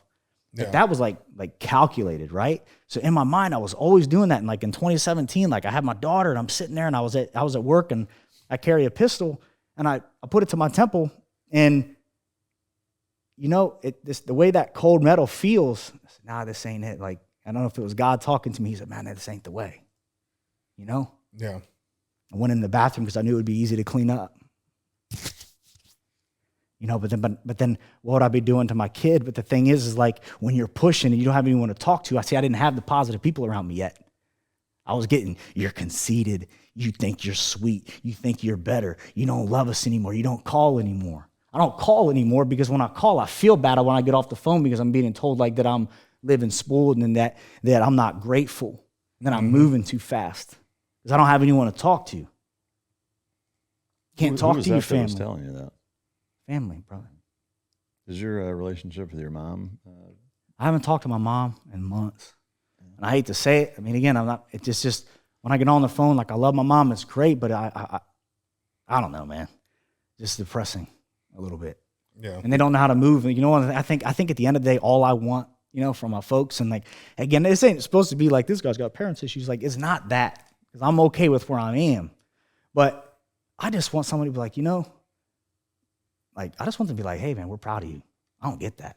Yeah. I don't think my dad's ever told me that. And I don't really expect it. But before we started, I started talking about a really cool thing we got going on with tech. Yeah. I wouldn't even tell him. Yeah. So the thing is everything that I'm doing for me. I started filling my own cup. I'm a better father for it. I'm a better partner, right? My business relationships, I care about these people, right? That's what I do. I started working at a nonprofit, mentoring young kids because I use fitness as a way that can reach everyone. I grew up kind of rough, right? So I go out and I work in these halfway houses, mentoring these kids, talking about, fitness and health and cars and stuff like that, because it's a cool way to reach it. Black, white, Hispanic, everyone loves cars, and everyone likes to be in shape and fitness and athletics and sports, right? So I've used my platform to do that. But at the end of the day, I was speaking at an event in St. Louis last week, and I'm there to speak on mindset and sales. And damn, if I didn't maybe choke back some tears, John was like, hey, I want you guys to do this exercise later. I want you to look in the mirror and say, are you proud of yourself? Are you? Because I know how you think, because you don't think you even nowhere near where you want to be, right? No, I'm not. So can you look in the mirror and say, I'm proud of you? I don't know if I could do it. So when he started asking these questions, man, I started being like, oh my God, I'm here to speak, right? But then I felt like I was there taking the message, because I look in the mirror and I'm like, man, I'm nowhere near I want to be. But are you proud of yourself? I don't know if I can answer that question. I know that sounds really bad. I just wrote a book on mindset and all this concept. This guy's a terrible, influence, because they got all this stuff to unpack. But the thing is, we're all on the same journey. I'm just the one that'll speak on it when no one else want to talk and have these uncomfortable conversations. I don't have it figured out. Yeah. But I think I've got some stuff that I can speak on, that I got some perspective. Yeah. Can we bring it back to the original? Yeah. Sorry, man. My bad. No, it's all good. I do that a lot. The in the 6 pillars or principles that you're talking about in your book, you talked about mindset being the first one. Yeah. The other 5, how would you say that you failed at those? So faith is the second one. Faith is like your spirituality and your self-development. In 2012, I walked away from faith, because once I was told that everything that I was doing was going against the church, I walked away. I got baptized. Luckily, I got baptized before I overdosed. Again, that was calculated. Yeah. I didn't, But anyway, I walked away, but then I've pulled it back, and I'm now going to Elevate Life Church here in Frisco, because now I'm at a tribe. I'm with my tribe. I'm with my people. That Keith Craft speaks abundance in business. He was a multimillionaire before he started the church. He had a calling from God that said, you need to start a church. So he takes the mindset, the business, the prosperity, and then packaged it with the church. See, in the Bible, they're making everybody kings. But for whatever reason, everybody at church was always talking about it's great to live under your means, and like there's this thing about not being prosperous and to be rich. There's all this kind of stuff is like a bad thing. So that's it. So where have I failed? In 2012, I walked away from the church, and it was the worst thing I did, because now I don't have anything spiritually to guide you. I feel like you need that foundation, and I piggyback that with self-development. After that, your family. I'm married. I got 3 daughters. You're going to have ebbs and flows, right now. But the thing is with your family, I think you have your family of choice, and then you have your family that is like your blood. Mm-hmm. One thing I found throughout this whole thing is your family of choice ends up being a little closer to you than your actually like true family. Yeah. So the people that I'm doing life with now, like my boys like Ryan and Mike and all these guys and my boy Nick, like they are not my family, but they are my family of choice, because they're pushing me and they got my best interest. And if I'm fucking up or whatever it may be, they'll call me on it, because that's what I want. They hold me accountable. So like you guys, you're not brothers, but probably feel like it. Yeah. That's your brother. That's your family of choice. So whether it's your blood or your family, so that's why I started feeling like, like your family. So I really needed to speak on that. And then I got 3 daughters. So for me, I want my daughters to feel loved. I don't hit them. I put them in the best school. My daughter goes to the best school possible. So part of me and me being successful and me driving is my daughter's tuition is high, but I want her to be in the right. I want her to, I guess the thing is where I'm unpacking a lot of stuff from my childhood, right? My daughter is in the best school possible.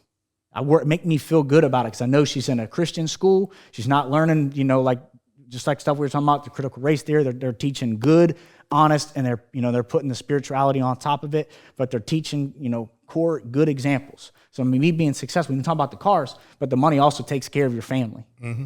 So we got a nice home. My kids don't have the violence. They don't have the stress and the worries. Like I want to try to make them to where they're free and unencumbered from that, right? Fitness is huge. Right now, they say the average American is 29 years old and a 30% body fat percentage. 30% body fat percentage is obese.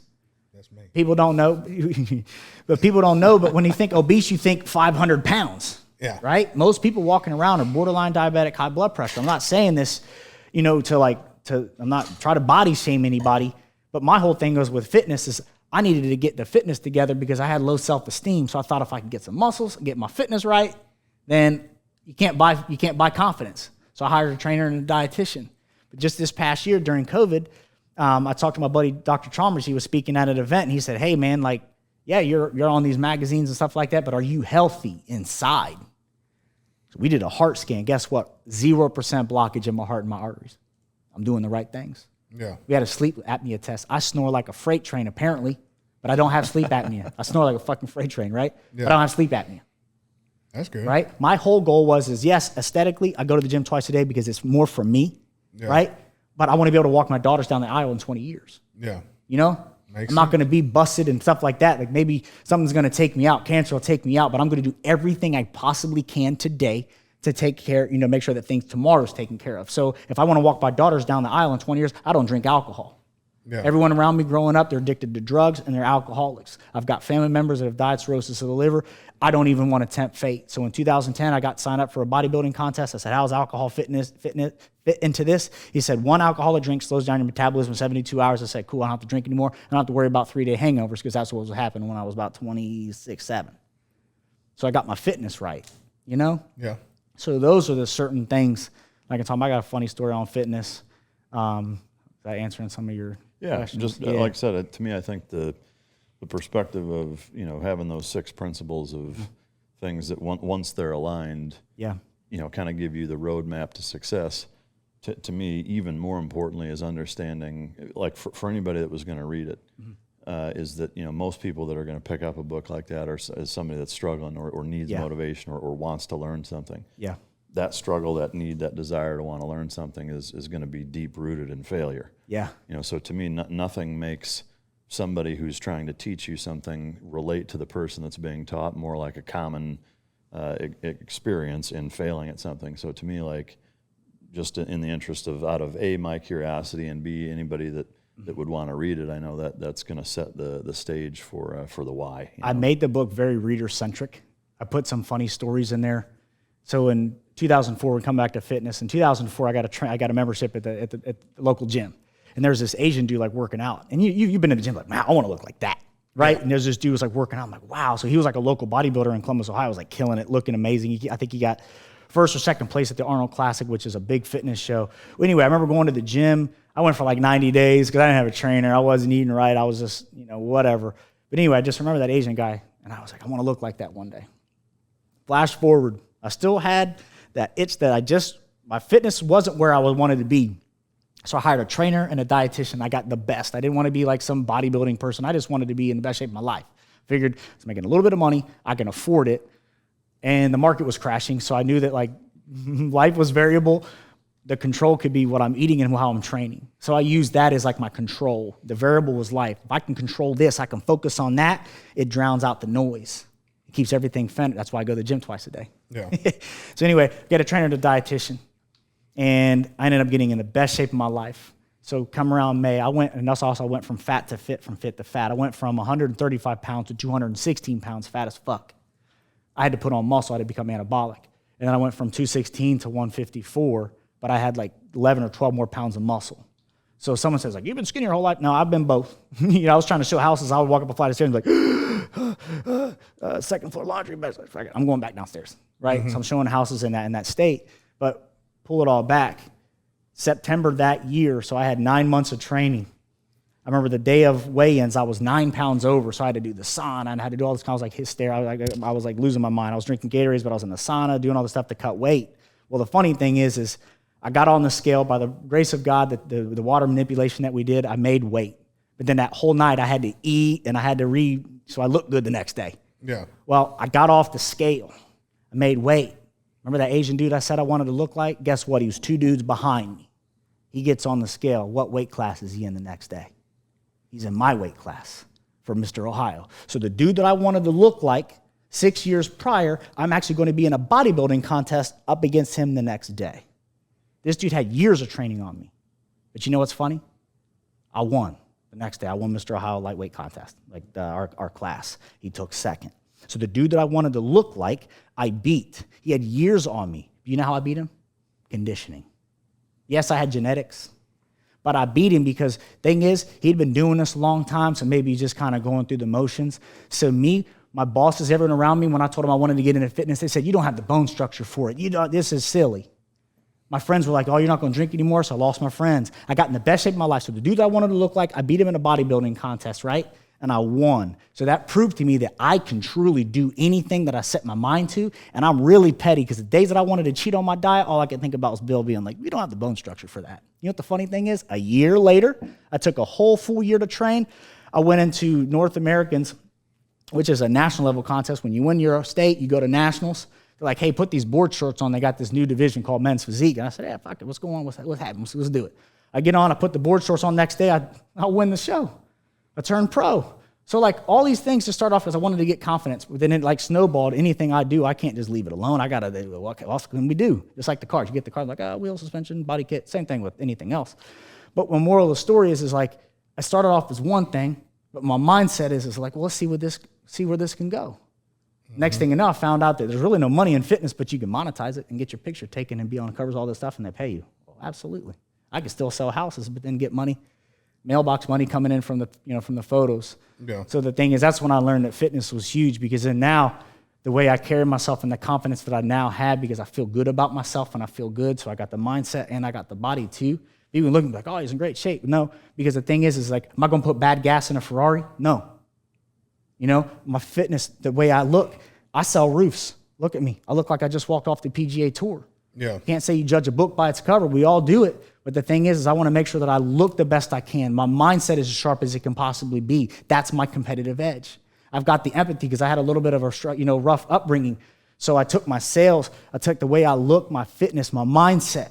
Now everything's working for me. Everything's pointed in the right direction, aligned. I've already had breakfast with my kids. I've already been to the gym. I've already got my emails, and you haven't even walked out and got out of bed yet. Yep. I'm aligned. I'm on the fast track. I do everything I possibly can every day because I know what it's like to fail. I tried to kill myself, so everything I do is better. Anything I possibly do. There was a reason I was on this earth, and I thought that I could share it. Because people are like, how do you get all this stuff done? I'm like, damn, I don't know. But then I started thinking about, like, well, this is what I do. This is my daily schedule. And people are like, fuck that. Yeah. What do you want? Yeah. But the thing is, it's nothing sacrificing. I was at my daughter's gymnastics class last night because I worked around my appointments. And then we had dinner last night together. Yeah. I got people I talk to, they own these businesses, multi-millionaires. Like, when's the last time you went to your kid's football game? When's the last time you went to your soccer game? You started crying. I was like, when's the last time you missed? You're self-employed, bro. You can make your own schedule. You know what the funny thing is? He called me 2 months later. He now packs a bag and goes to the gym in the morning because he's waking up to get on offense with his time. See, he was reactionary. Mm-hmm. I said, you need to get on offense with your time. Get up early. Now he goes to the gym. He lost 20 pounds. He's like, I feel better than I have in years. My relationship with my wife is better. My relationship with my kids is better. His kids are 15. It's not too late. He said, my kids are disinterested. They want to know because you're on your phone all the time. You know, I hit it. I spoke to him that day, and to see a grown man cry and break down. But the thing is I was his coach that day because I've had those conversations. But the thing is like he had all the material things, the house. He's a provider. But was he showing up in all areas of his life? No. And that was a perfect example of why I needed to write this book because I see a lot of people struggling with that and trying to find their way and trying to find his balance, but it's not balance. It's getting aligned. So that's something we've hit on quite a bit lately, is talking about balance and shit like that in life. Because sometimes we focus too much on the success and not, look past the success. I think everyone's chasing the dollar, which absolutely you need to do that. But I think what I've been able to do and where I look at it is I think time is the new currency. Yeah. And I think we need to start buying back our time. Mm-hmm. I like my cars. Now I used to wash my cars. But what's my time worth? Now I got a guy that washes my cars, and they're like, well, it must be nice. Well, no, it is nice, but I work hard to do that. Yeah. Now I got people that come and clean the house, so my wife doesn't have to clean the house. She can focus on the kids. Start using these things to buy your time back. Yep. So those little things, like what's your time worth? For me, it's like what matters most. And that's where you really need to start identifying. And that's, like we were talking about last week, I was there to speak on sales at that convention, and I talked about sales, but I started talking about this shit that people need to talk about. Because once you start having these conversations, it gives perspective. What are you working for? What do you want? Yeah. Ask people, what do you want? You got most people walking around, they're business owners. Like, they got these great business, but you ask them, what do they want? They're dead in the water. They look at you like you're crazy because they can't answer it. Yeah. You wonder why you're stressed out and you're pushing because you don't even know what you're pushing for. What do you want? Maybe you don't want to be a multimillionaire. Maybe you want to make just enough to get by so you can be happy. Amazing. Not everybody wants that. Yep. Know what makes you tick? Like what do you want? I challenge the people that are listening right now, like clearly, like what do you want? What are you working for? What is it worth to you? Because when you start making and you start deciding that, you're not reacting anymore. You're in control. When you start doing that and you're in control, guess what happens? The worry and the stress and the doubt, it goes away. Why? Because you're on offense. It's your rules. It's your decision because you're living your life for you. You can't pour from an empty cup. So I was talking about like mindset, get up a little earlier. What are you listening to? Who are you hanging around? These people, like, energy sucks. I talk to people on the phone. I'm like, man, I don't really like being around. I don't talk to them anymore. Because if they're negative, you don't want that. Are you scrolling social media?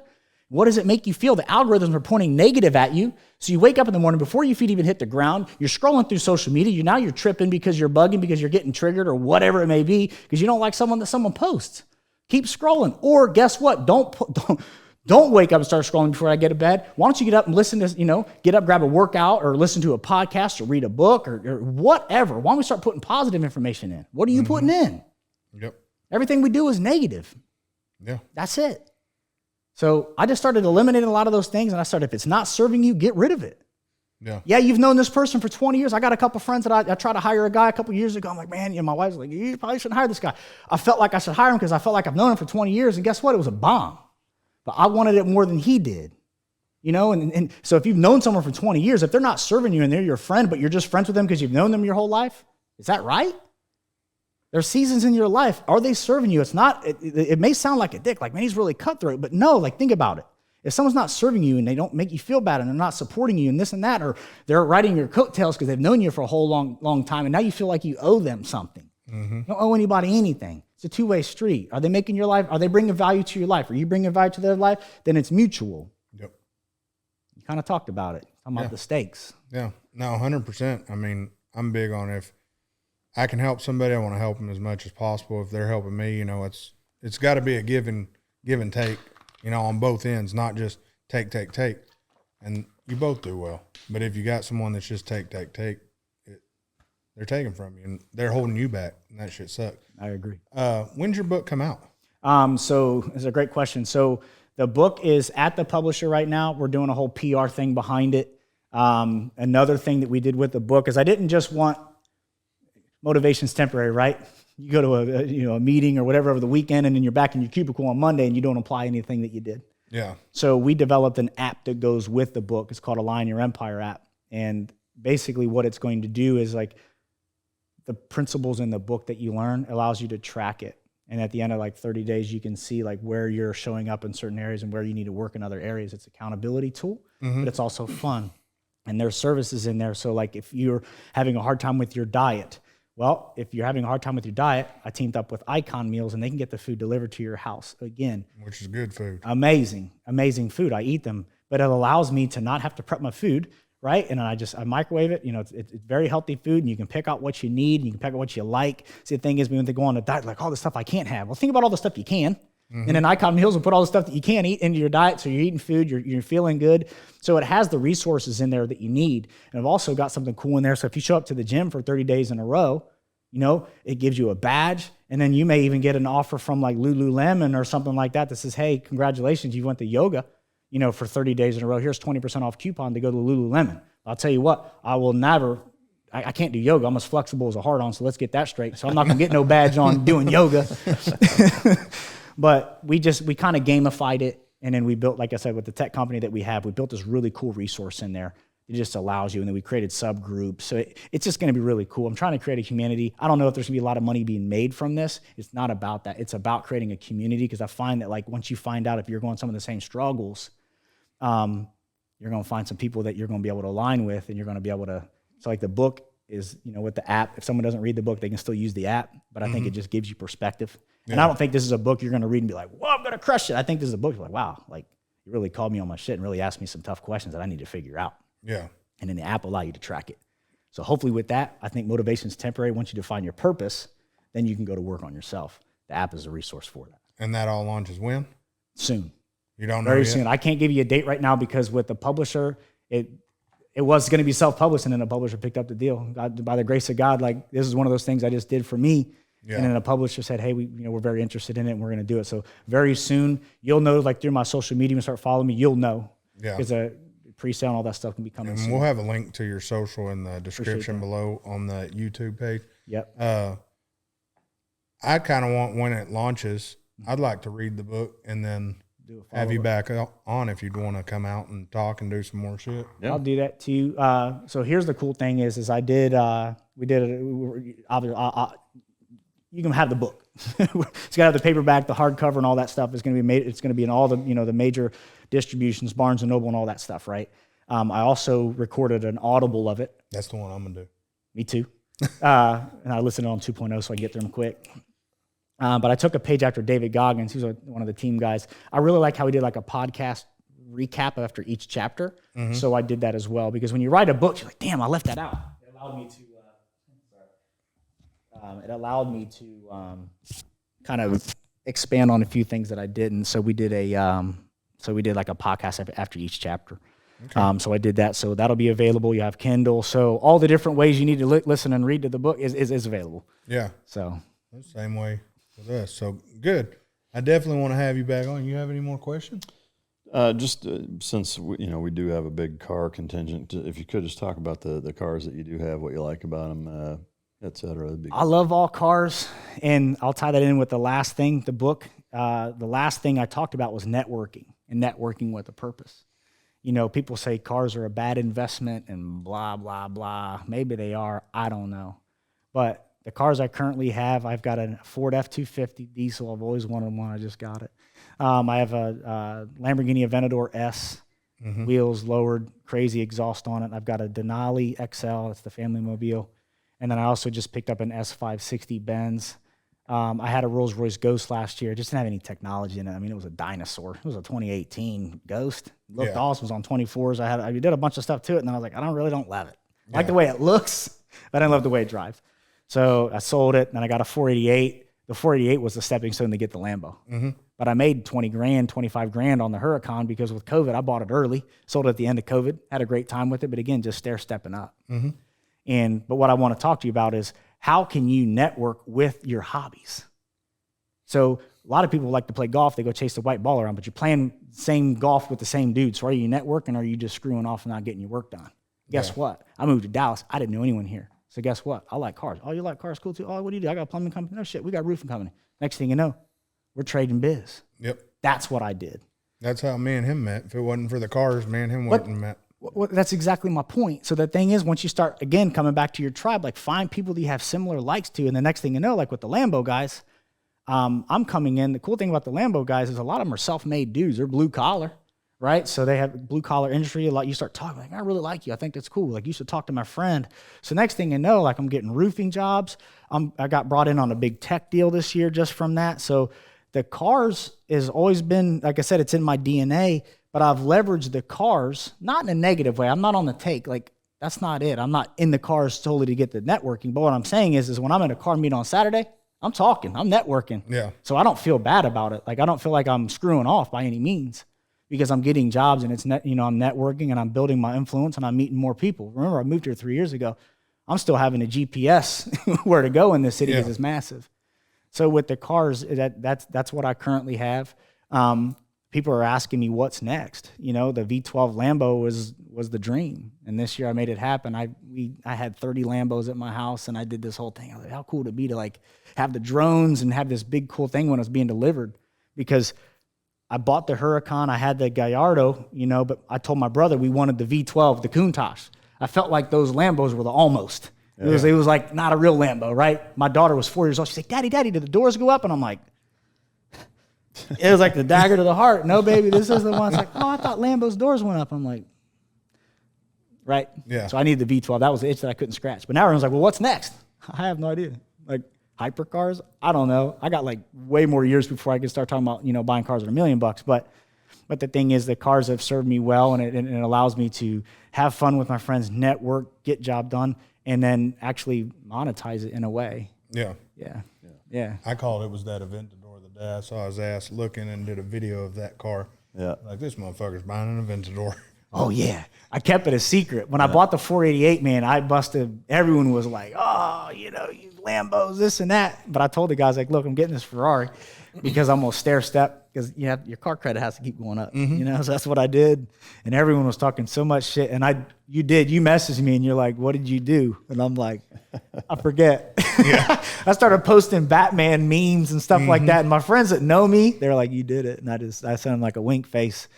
The just to tell everyone, like my car is a Aventador. It's Grigio Telesto Grigio. It's gray. It's like a really interesting gray, and it's yellow calipers. It's the same spec that Bruce Wayne had in The Dark Knight. I always loved the car, right? And that's the one I got. It's the one I wanted. I'll get a picture for you for that. Yeah, please do. That's and it sounds even better than it looks. Yeah. So I've always liked the Murcielagos and the way they sound with that super high pitch. Well, a company, they made this exhaust to make it sound like a Murcielago. So I got the new technology, and it sounds like the old one that everyone liked. So I feel like I'm winning, man. Like, I don't know if I'll ever get rid of it. Now I just want to get the Countach. I want the Diablo. I want the Murcielago. And then I got the one that I want. Start a collection. Yeah, I think that's where I'm at. Yeah. I don't know. I'm just grateful to be alive. But I know that with me, like the cars, like, you're right, I've taken on debt, and I was like, man, this is really scary. Like, I remember when the Countach was $100,000, now the cars are $600,000. Like, how do you justify that? I don't know. It makes me want to work harder, because when I walk out in my garage, sometimes I'm like, man, I can't believe this is where I'm at. It makes me work harder because I appreciate it. Because I remember when I didn't have those things, and I've made money and I've lost it, but I got perspective and I appreciate it. It's not just materialistic. The car was a promise that I made to myself when I was 5 years old that one day I was going to have that. Yeah. I just kept the promise, and I settled the score. And the thing is, with the Lambo, or with the Rolls Royce, everyone was like, that's retarded. No, my mom had a picture on the wall. It said, it said, my tastes are simple. I like to have the best. We had that picture hanging in the damn trailer in the bathroom. And there was a picture of like this old Victorian mansion with this like Rolls Royce, old school Rolls Royce. And I said, one day I want to have that. Yeah. And the thing is, that just burned in my mind. I was on a podcast last year. He's like, I think you get your dreamer mentality from your mom. I'm like, damn, I never really thought about that, but I did. So I got the Rolls Royce last year. Didn't like it, but at least I had it. Yeah, I never knew. I would have never known, but I got it, and I was like, I don't really love it. I think that's why we go through cars typically as fast as we do, and I think why most guys do that are into them is that it's number one, you rarely can test drive those cars anyway. Yeah, you pretty much don't. So it kind of ends up being you buy it to test drive it. And the nice thing is that the value in them holds up at that level well enough to where you can kind of justify doing it, but. And the thing is, like with people listening right now, like you stair step up. So the first one that you buy is going to hurt a little bit because you're putting down probably more money than you like. But what you do is you just keep trading up. So you're no longer using your own money. Like the first time, not gonna lie, it hurts. You just keep rolling that equity up and over. And as you stair step up, you buy the car right. You buy it 1 year old with like 1,200 miles. You're getting it for, significantly less than MSRP. It goes up. And then right now with COVID and then a shortage of these cars, I got offered $100,000 more recently for the car. But the problem is like, I can't go buy another car. So I'm going to be without a car. But the thing is, people say cars are a bad investment. It depends. Buy them right. Like it sounds like you guys are doing, and I'm finding you just roll the equity. And the next thing you know, like it's a good deal. And you get to meet cool people along the way. I'm so glad I met you, man. And then now I'm doing a podcast with you and I meet you. Like never in a million years did I ever like think I would be sitting here. I knew I wanted it, but now, man, like I'm actually living like when I was young and I wanted to be like a speaker and I wanted to help people and I wanted to be in sales. Like I'm literally living the exact life that I envisioned when I was younger. I just found the right vehicle to get there. Yeah. I ain't talking about cars. I'm talking about like working with people and being in sales and being in contracting. I can't sit in an office. So I get to work outside. I climb on roofs. My friends are like, don't fall off the roof. I like to be on the roof because I like to be outside. So I'm literally in alignment. I love what I do. But it's because I choose it. I'm not in a box, and I'm not forced to do anything I want to do. I'm free, unencumbered. Yeah. I mean, from the investment side, we've talked about this a little bit. I think if you pull back and look at it from a 30,000-foot view standpoint and you look at it purely monetarily, if I have $500,000 to spend and I spend that on a car, I don't care even if it's one that doesn't lose much or even gains a little bit, compared to what you can use that $500,000 for in other investments. Sure. Yes, it's a shitty investment. Yes. But you can't just look at it that way for all the same reasons that you're talking about. There's the networking, there's the experience, there's the scratching that itch, there's the rewarding yourself for the amount of hard work that you've put in. Those are all important things that for me, like if if I didn't have some of those things, I don't know wouldn't have that the my joy. drive would be as high as it is to continue to do well. The same way when you see it, it makes you want to work harder. You know, I mean, like, Makes me feel good too. yeah, I mean, it yeah, does. and that should be valuable to people. I hate that we live in a society where it's.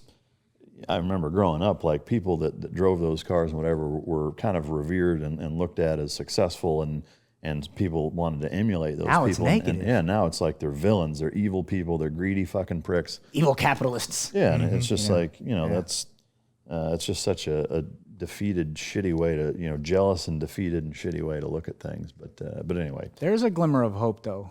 I feel like there is a paradigm shift happening right now. I think some people are opening their eyes. The V12 Lambo with the doors that go up. I see a lot of kids being like, "How did you know that the Lambo was my favorite car?" You know, I'm like, "Because it was my favorite car too." And then like, I laugh and I give the kid a high five. That was at my daughter's gymnastics class, and he's like, "How did you know that Lamborghini was my favorite car?" I was like, "Because this is my favorite car." So I'm seeing the kids. So like when I grew up, like I didn't live in Dallas, right? I saw one Lambo my whole life. Now you come here and like you're like, damn, there's like 4. Oh, there's 100 at the same meet. Yeah, they're right. So everywhere. like things are a little different, but I feel like, you know, like there's still that glimmer of hope that, you know, kids that, you know, they see that and they're like, man, one day I'm going to have that too. Can I sit in it? Absolutely. Can I rev it? Yes. Because if they can feel it, they can see it, they can tense it. You get the sensory overload. If you don't know what I'm talking about, as a car guy, you know what I'm talking about. Yeah, go to a you meet. Go to a car meet and you see these kids and they're eating it up and you can see their eyes and they have all the questions. They know all the specs on. Like I'm like, you know what? That kid's gonna have one for sure because he knows what he wants, he knows what he likes, and he's gonna reverse engineer it and figure out what do I need to do. And what's the number one question you get asked all the time? Damn, what do you do? Yep.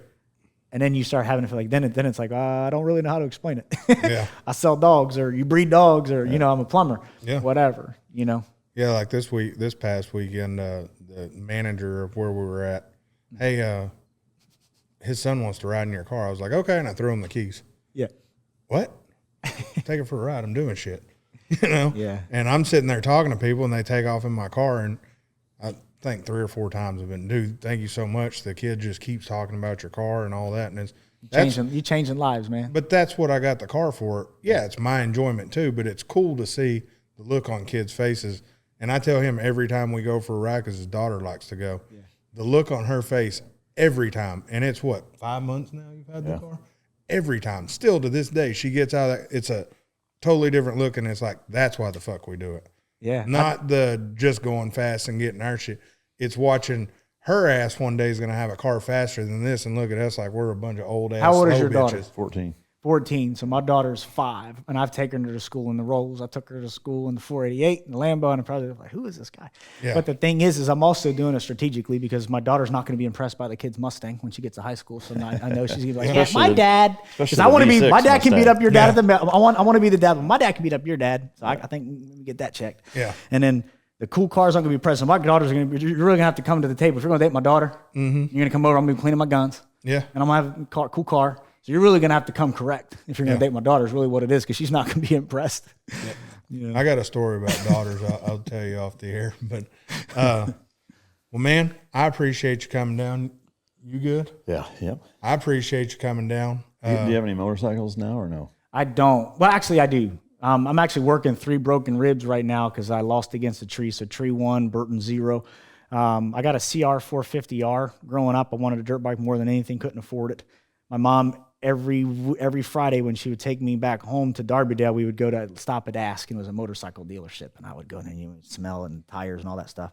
And that was an itch that I couldn't scratch. I raced BMX, but I never had a dirt bike. I got street bikes, but I needed the dirt bike. But the thing is, the dirt bike keeps hurting me. Yeah. But the thing is like that was a score that I needed to settle. You know, now I get to ride in the dirt and play with my friends. So I went up to Arkansas and networking and doing this stuff, riding Yeah, I dirt saw bikes, you playing in did the that woods. the other Yeah. day, yeah. But I broke my ribs, but I didn't miss any work and I didn't complain. I'm a little uncomfortable right now. So you see me kind of sitting this and Yeah. that. 3 broken ribs hurts. But again, that's what I got right now. The street bikes kind of made me nervous when I started having kids. I started thinking like, okay, I'll play with the cars because when I get on the motorcycles, if I had something like this, I'd be chill. But when you're on a crotch rocket, you already know what it is. It's a different ride. So my thing is like risk reward. Yeah. So that's where it's at. I got offered someone to buy like a dope Ducati not too long ago, and I didn't buy it. I think everyone was surprised that I didn't because there would have been no repercussions. I could have just bought it. It was just more for me, you know. I'm not saying you should buy it, but if you could buy it, you should still buy it. It's available. They were asking me. It literally has like 500 miles on it because every year they just take it to get the plates renewed, and it's like the top. It's the Panigale like top Ducati, like Super Leggero. It's the one. It's the one you want. Yeah, that. Oh, Yeah. interesting. I'm not going to tell you who has it because you can go buy it because you know who has it. Oh shit! I think I know who has it just by you saying that. Bitch. But I'll be happy if you get it because at least one of my boys will have it, not me. So. Well, shit. When the book comes out, I want to get you back on. Sounds good. It'll be soon. It's going to be. We're talking within 30 to 45 days.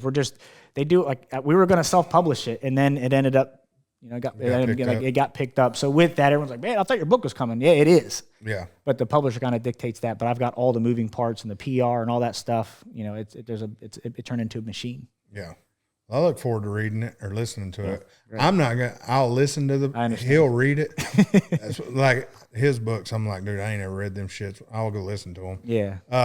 If they do a movie, I will definitely watch the movie. Oh boy. But man, we enjoyed it. It was good to have you. Check us out on Spotify, iTunes. Y'all know on YouTube, you fuck sticks that ain't liking it. Your mama. Everything else, Zach, you got anything? No, I'm good. Okay. Peace, bitches.